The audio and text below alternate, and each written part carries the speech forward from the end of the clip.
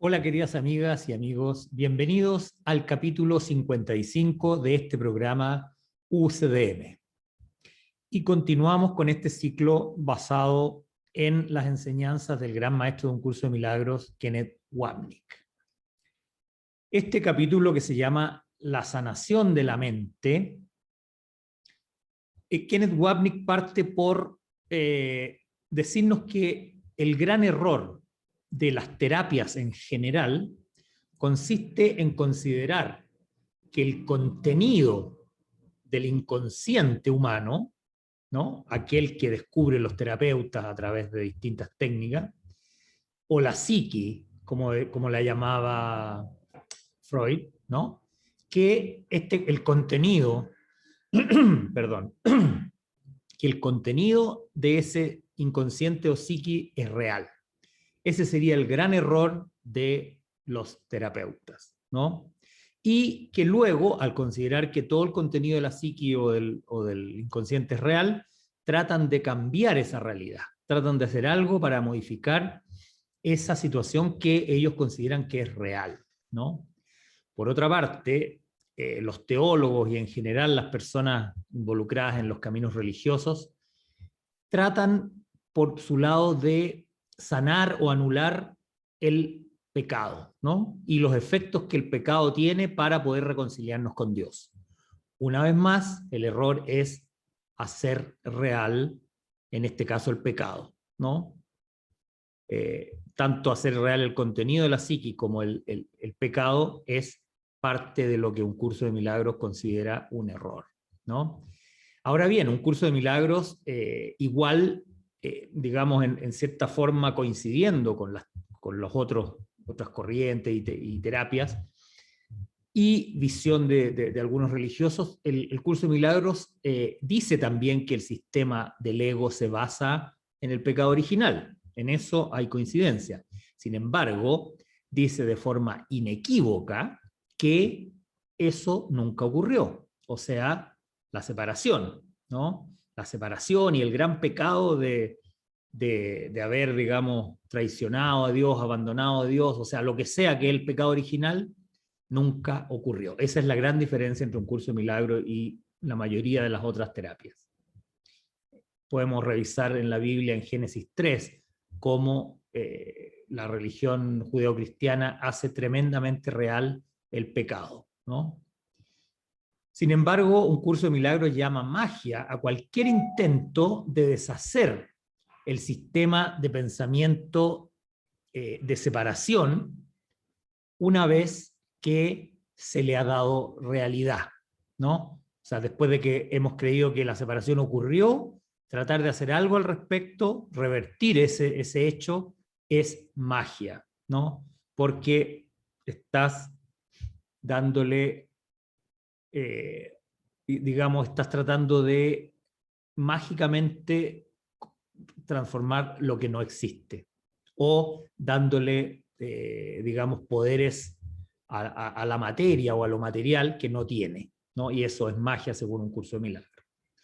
Es decir, si tratas de deshacer algo creyendo que ese algo es real, es magia, ¿no? Esto incluye a todas nuestras relaciones especiales, todas las formas de hacer real el cuerpo y nuestras relaciones con otros cuerpos.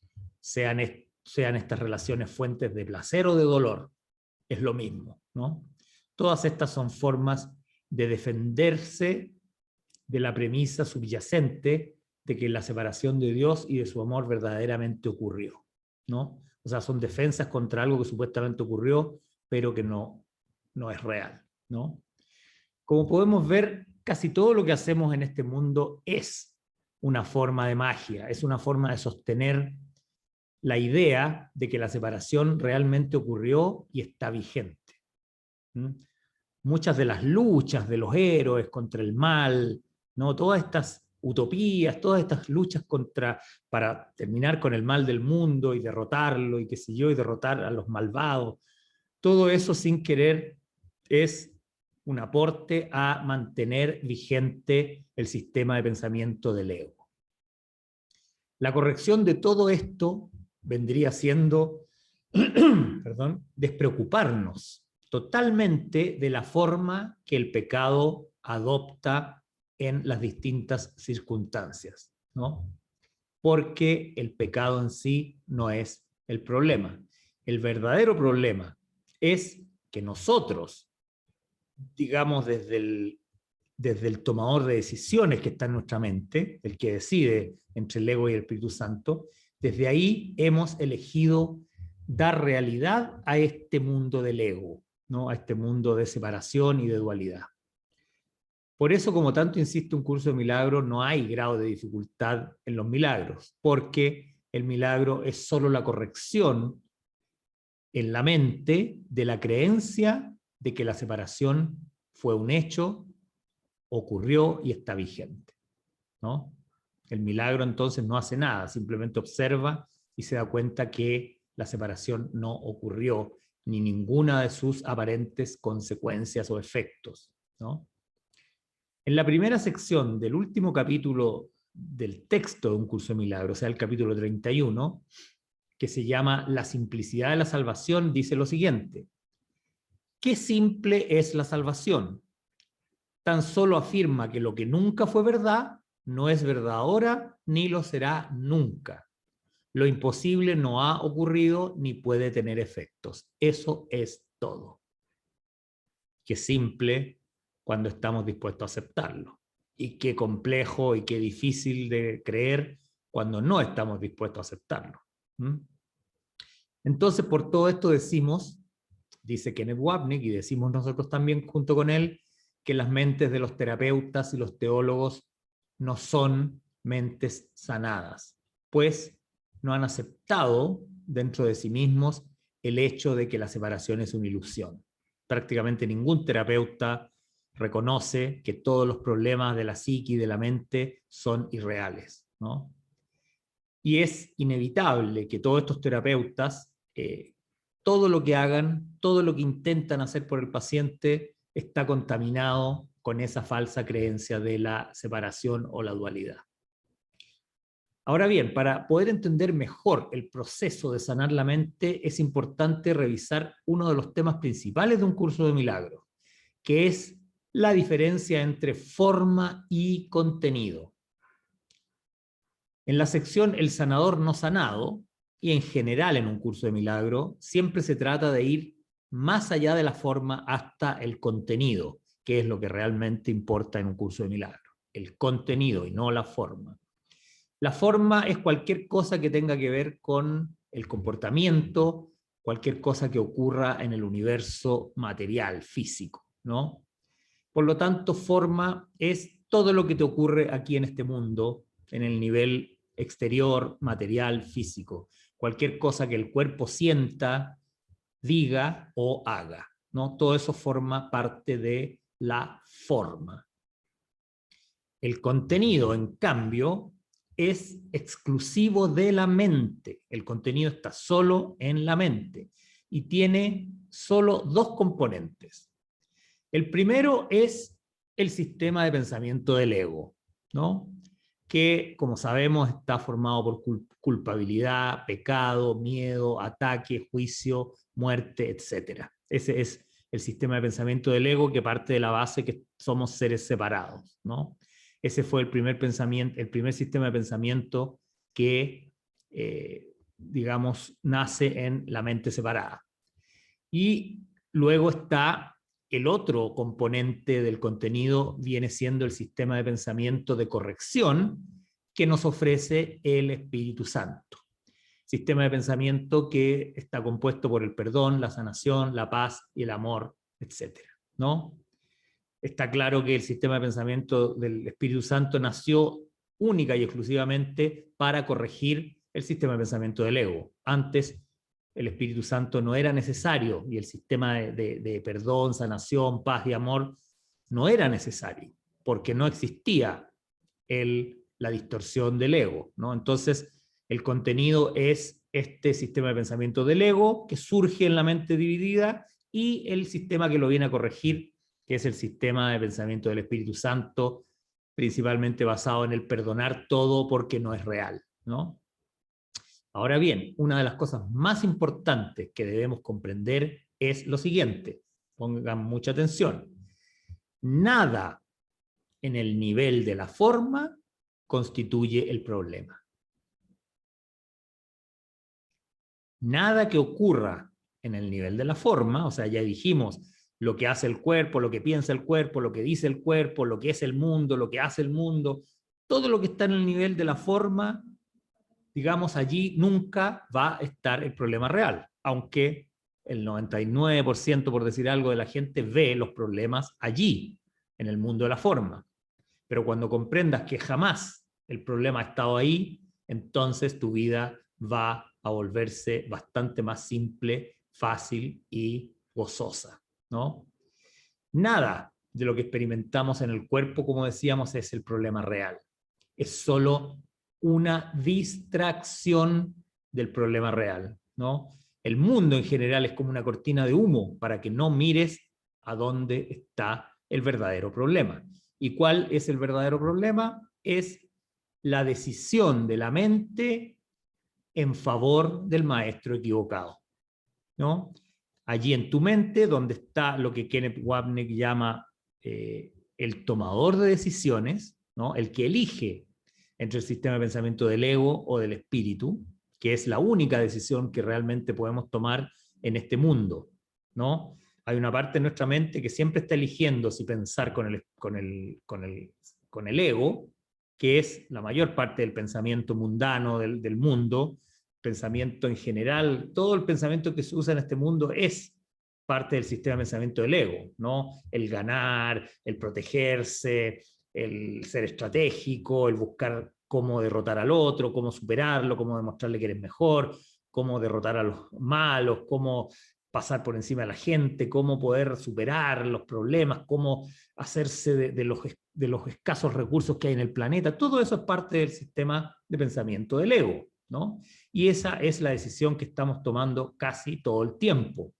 Pero allí, en el tomador de decisiones, en esa parte de tu mente que es el tomador de decisiones, es donde tú puedes cambiar tu decisión y elegir a otro maestro que viene siendo el Espíritu Santo y su sistema de pensamiento de perdón y de amor, ¿no? Como dice la lección 80 del curso Milagro, existe un solo problema y una sola solución. Un solo problema, una sola solución. Cuando creemos que el problema está en la forma, vamos a ver el problema en millones de cosas, en los políticos, en los empresarios, en los ricos, en los mapuches, en los negros, en los blancos, en los azules, en los vecinos, en los conservadores, en los liberales, en fin, vamos a ver problemas en todo tipo de situaciones, todo tipo de personas, de grupos, de religiones, en fin, vamos a ver que el problema o los problemas están en todas partes y son una legión de problemas, ¿no? Pero el curso de Milagro nos dice, no, existe un solo problema y hay una sola solución, pero para eso hay que saber dónde buscarla, ¿no? Y para esto nos tenemos que ir a el principio, al inicio de todo, que es cuando la diminuta y alocada idea pareció emerger en la mente del Hijo de Dios, ¿no? Esa diminuta idea loca, como ustedes ya saben, es que el Hijo de Dios podía estar separado de su fuente, ¿no? Esa es la pequeña idea loca, que podemos estar separados de Dios o nuestra fuente, ¿no? Que es, la fuente ya sabemos que es perfecta unidad, es decir, amor, ¿no?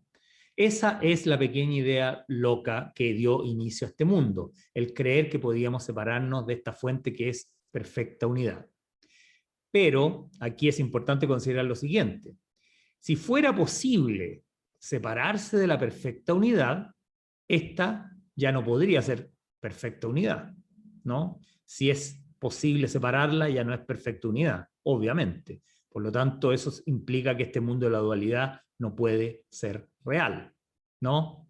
Porque si es real, significa que la perfecta unidad no existe, por lo tanto, Dios no existe, ¿no? Entonces, este mundo es una forma de atacar y prácticamente matar a Dios, ¿no? Porque si este mundo es real, Dios no lo es, ¿no? Si pudiésemos habernos separado, si realmente esta experiencia que estamos teniendo de estar separados de Dios y de los demás fuese real, Dios no podría existir, o sea, lo habríamos asesinado, ¿no? Eso es lo que hay en nuestro subconsciente, que por estar viviendo aquí hemos prácticamente matado a Dios, ¿no? Y Dios obviamente es perfecta unicidad, ¿no? La esencia de Dios es la indivisibilidad, ¿no? Dios es indivisible, igual que su Hijo. Ojo, su Hijo único, porque Dios, según un curso de milagro, tiene un solo Hijo que es absolutamente indivisible también. Y de hecho, entre el Padre y el Hijo también hay una indivisibilidad. O sea, no es divisible el Padre del Hijo, ¿no? El curso dice en la lección 132, dice, no hay ningún lugar en el que el Padre acabe y el Hijo comience como algo separado. ¿Mm? Por eso esta diferenciación que hacemos de Padre, Hijo, Dios, Cristo, causa-efecto, en realidad no tiene ningún sentido. Solo tiene sentido para nosotros que creemos estar viviendo aquí en este mundo de la dualidad, ¿no? Pero en el cielo no existe tal división Padre, Hijo, Dios, Cristo, causa-efecto. En el cielo somos todos una unidad perfecta, ¿no? En la sección primera del capítulo 7 dice que Dios es el primero de la Trinidad, pero no habla ni de un segundo ni de un tercero, ¿no? O sea, todo es uno, por lo tanto, en esencia, en el cielo no existe la Trinidad tampoco, ¿no? Y, por consiguiente, la pequeña idea loca, ¿no? Es absolutamente imposible. Es absolutamente imposible separarse de Dios y separarse de los demás, porque estamos todos formando parte de una unidad perfecta. Sin embargo, y esto es importante entenderlo, una vez que esta idea, esta pequeña idea loca, pareció haber surgido en la mente, nosotros la tomamos en serio. ¿Mm? Y al decir nosotros, nos referimos a el Hijo colectivo y separado, ¿no? El nosotros ya es como que creemos que ya la separación se produjo. Y el error fue tomarla en serio, o sea, tomar como que esta separación realmente había ocurrido, en vez de tomarla como una pequeña idea loca, ¿no? La tomamos en serio y como el pensamiento de separación no puede constituir el problema porque la separación nunca ocurrió, ni siquiera es posible, el problema en realidad es que creímos que ocurrió. Ahí está el único problema que existe, que creímos que se produjo la separación. Al final del capítulo 27, el curso dice que una vez que creímos que esto había ocurrido, hicimos de ello un grave incidente y le dimos el nombre más grave que pudimos darle, pecado, ¿no? Y pensamos, sucedió algo muy terrible y horroroso. Destruimos la perfecta unidad, o sea, destruimos a Dios.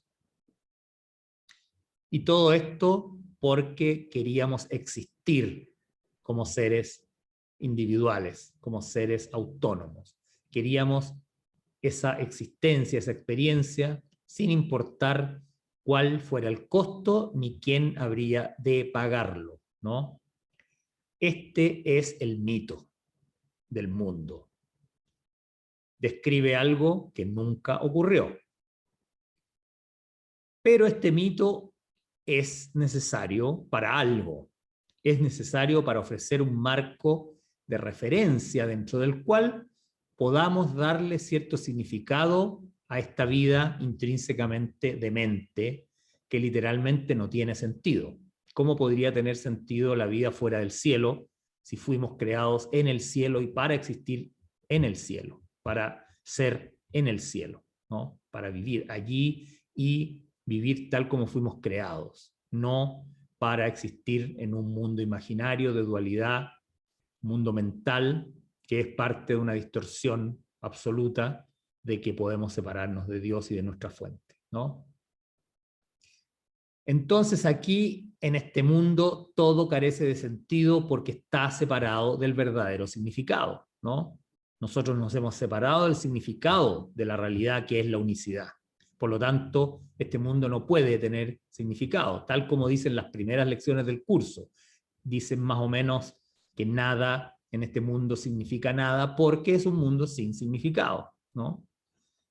Al fabricar este mundo nos hemos tenido que separar del significado. El significado está en la unicidad, en el amor, en la perfecta unicidad indivisible del ser. Y al salirnos de ahí, nos movemos a un mundo que no tiene ningún sentido. Sin embargo, el único sentido que puede tener este mundo en el que creemos estar viviendo es aquel que luego le otorgó el Espíritu Santo, ¿no? Aunque este mundo fue creado o fabricado sin ningún sentido, para eso vino el Espíritu Santo, para eso fue creado el Espíritu Santo, de hecho, para darle un sentido a este mundo sin sentido que habíamos fabricado para tener la experiencia de estar separados de Dios. ¿Y cuál es ese significado que le da el Espíritu Santo a este mundo? Es que el mundo es una escuela, ¿no? Y así el Espíritu Santo transforma un mundo sin ningún sentido en una escuela de aprendizaje. ¿Qué es lo que tenemos que aprender en esta escuela que fue fabricada por el ego, pero sin ningún sentido, sin ningún significado, sin ningún propósito? O más bien un propósito absurdo y que jamás se va a poder cumplir, porque el propósito era separarse de Dios y eso es imposible.